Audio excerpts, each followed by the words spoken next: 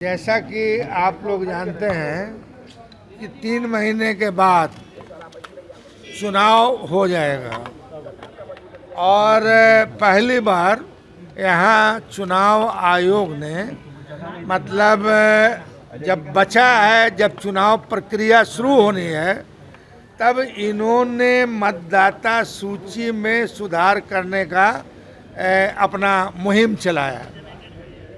बिहार के सरकारी आंकड़े के हिसाब से 3 करोड़ लोग बिहार से बाहर मजदूरी करने के लिए जाते हैं। दिल्ली जाते हैं, बॉम्बे जाते हैं, हैदराबाद जाते हैं, केरल जाते हैं और चुनाव के टाइम में अपना मताधिकार का प्रयोग करने के लिए आते हैं।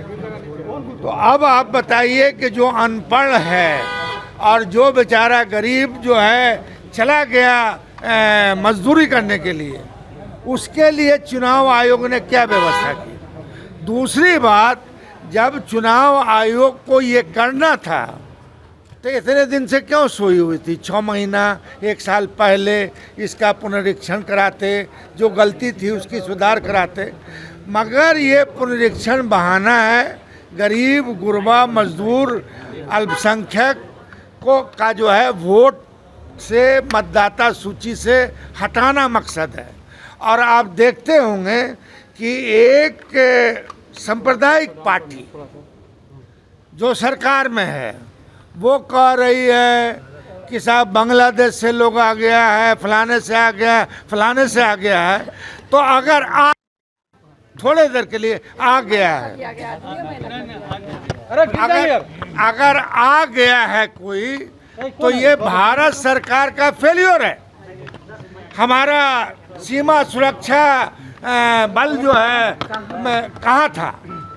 मतलब ये सब कुछ नहीं है, बस गरीब, गुरबा, मजदूर, अत्यंत पिछड़ा, अल्पसंख्यक, ऊंची जाति के गरीब लोग जो दिहाड़ी मजदूरी में बाहर हैं, उनको वोट से महरूम करना है। इसके विरोध में हमारी पार्टी है और हमारी पार्टी यहाँ भी लड़ाई लड़ेगी और सड़क पे भी लड़ाई लड़ेगी। इस मतदान पुनरीक्षण का विरोध कर रही है और बहुत डिटेल्स में हमारे अब्दुल वारिस सिद्दीकी जी ने जो कहा है, बिल्कुल सही कहा कि इस राज्य के जो दलित हैं, गरीब जनता है, अल्पसंख्यक हैं और जो इस राज्य से बाहर बड़ी संख्या में जो मजदूरी करने, अपना पेट पालने जाते हैं, वैसे सभी को मतदान से अलग करने की एक बड़ी साजिश है।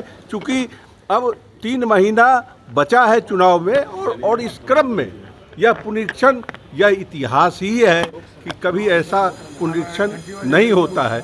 इसलिए हम लोग इसका जमकर विरोध कर रहे हैं राज्य के स्तर पर, देश के। उनका अपना सर्वे है जो महागठबंधन जीत रहा है। उनका सर्वे कह रहा है कि इस मतदाता सूची पर हम हार रहे हैं, इसीलिए गरीब लोग तबके के लोगों को मतदान से वंचित करा करके वो यहाँ सरकार को हिजैक करना चाहते हैं, क्योंकि उन्हें लगता है जिस बार हम चुनाव हार रहे हैं। महाराष्ट्र में उन्होंने दूसरा अपनाया और यहाँ तीसरा लाइन अख्तियार करके सरकार पर कब्जा करना चाहते हैं। यहाँ की गरीब जनता पूरी तरह से सतर्क है और इनको इसका जवाब निश्चित रूप से मिलेगा। एक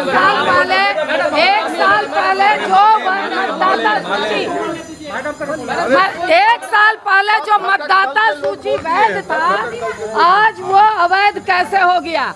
अगर वो अवैध हो गया तो सबसे पहले मोदी सरकार इस्तीफा दे करके नीचे आए, उसके बाद वो चुनाव इस तरह का वोट पुनरीक्षण कराएं। इसलिए ये पूरी तरह से वो दलितों, गरीबों, मजलूमों को वोट से काटने का ये पूरी साजिश है और इसका विरोध हम तमाम पूरे महागठबंधन के लोग मिलकर के कर रहे हैं।